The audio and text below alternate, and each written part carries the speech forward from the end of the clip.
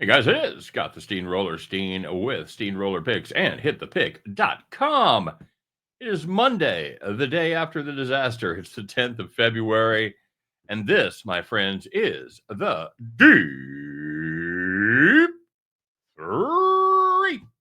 You guys know the drill. If you guys want to take a minute and smash that like button, I would appreciate it. Of course, if you haven't subscribed to both of the channels here at Hit the Pick and Steamroller Picks, take a minute to do that on the YouTubes as well. And of course, if you want to put your plays in the comment section, we'd love to see what you got cooked up tonight. Interesting slate of some college basketball games. Got a little NBA going as well, and some NHL, so whatever you're on tonight. Put those plays in there. Let us find out. How about the community, if you'd be so kind? And if you're looking for premium plays, make sure you head over there to hitthepick.com and check out all the great things we have to offer. Plus, I'm going to have a deal coming up here real soon in the next couple of days for all of my premium plays. If you're looking to get just my stuff, we're going to have a little bit of a deal cooked up, so stay tuned for that. All right, so first of all, congratulations to the Philadelphia Eagles. Absolutely outplayed the Chiefs in just about every aspect of the game. Even giving them 14 free points with a pick six and a pick at the 7-yard line, probably would have made a difference. No refs had anything to do with it. Just a offensive line that was just not ready to go. I thought the weirdest thing about the game personally was Mahomes' lack of ability to be greasy back there in the pocket, taking all those sacks up the middle. Not something he generally does. He can usually slide and move his feet, lateral movement, and get out of the way of the rush, and he just wasn't doing that, man. So, yeah, just an awful, awful game by the Chiefs. And really, you look at the score, you think, well, the defense must have played terribly. Defense did okay. You know, they took care of Saquon. Hurts had a couple big plays through just an absolute dime down the field there for the big long touchdown pass. But you know, at the end of the day, better team won.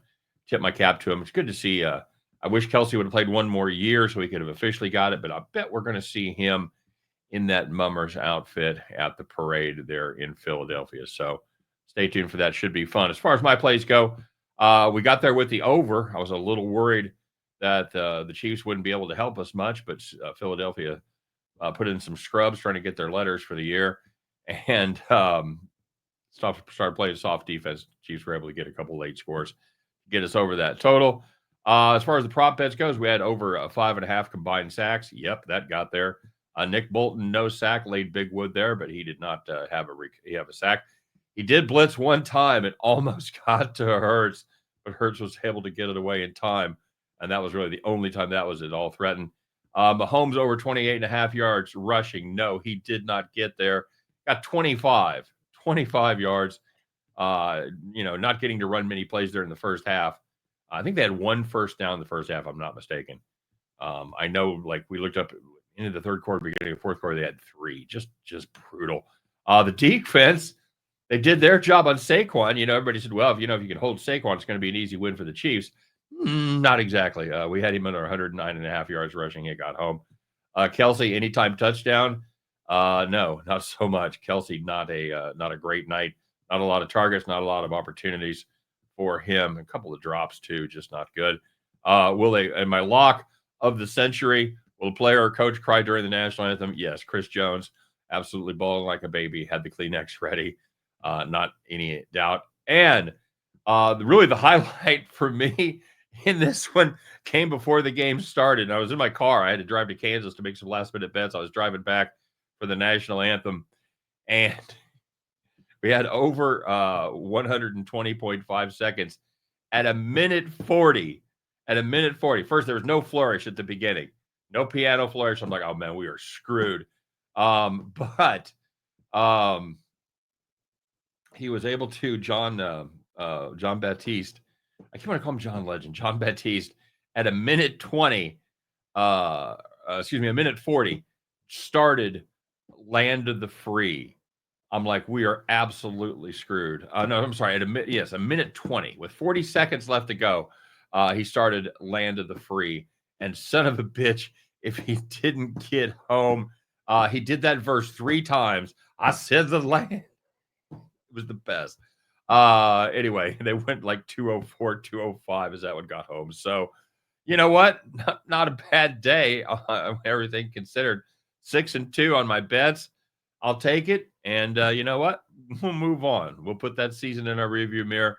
Chiefs better be dropping some offensive linemen. That's all I'm saying to you. All right, let's talk some basketball here. How about a little ACC to get us going? UNC traveling to take on Clemson there. They still call it Death Valley, even though it's out inside. I don't know.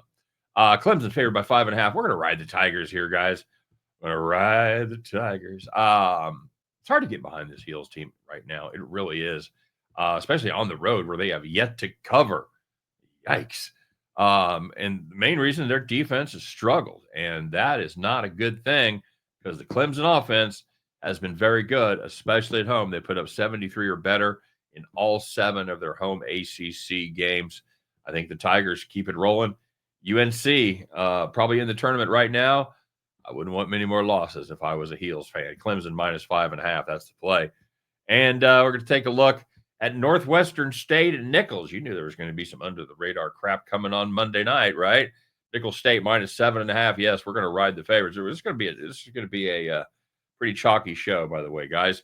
The Demons of Northwestern State have had some serious issues with their offense in their conference road games. They've averaged just 57.5 points per game in those Southland road games, and they are turning the ball over 15 times per game. That's right, 75 turnovers in their 5 games. Meanwhile, Nichols State Colonels gone 11-1-1 against the spread in their last 13 games. How have they done it? Well, they played great defense, limited the points of the opposition, and they've forced turnovers. That sounds like a particularly bad matchup for the Demons. Give me Nichols State minus 7.5. And finally, we're going to talk about the second worst team in the country. It's Arkansas Pine Bluff ahead of who? Mississippi Valley State, same conference. By the way, 3 of the bottom 7 teams in NCAA D1 basketball are from the MEAC. This could be Arkansas Pine Bluff versus Jackson State. The SWAC, rather. Sorry, I said MEAC, SWAC. Arkansas Pine Bluff, Jackson State 12.5 at home. I don't care. It's a big number. I don't care. There is only one team in college basketball with the worst defensive efficiency rating than the Lions, and no D1 team gives up more points per game than they do. Mississippi Valley State is the spot, as I talked about, the team that is one spot lower than Pine Bluff as far as defensive goes.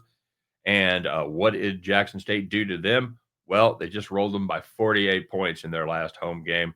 This one, my friends, I think will get ugly. Give me Jackson State minus 12.5. We'll take Nichols State minus 7.5, and we will take the Clemson Tigers minus 5.5. And at the end of that one, as you wipe the chalk off your hands, pick up your winning tickets, we're all going to head back to the window. All right, guys.